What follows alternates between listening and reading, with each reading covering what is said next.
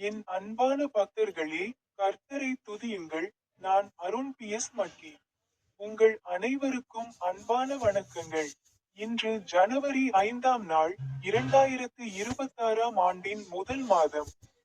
ஜார்க்கண்ட் மாநிலத்தின் கும்லா மாவட்டத்தில் அமைந்துள்ள பால்கோட் கிராமத்தில் உள்ள கரகுண்டா பேரா தேவாலயம், பகுதி 2 இலிருந்து நான் தொலைவில் நின்றேன்.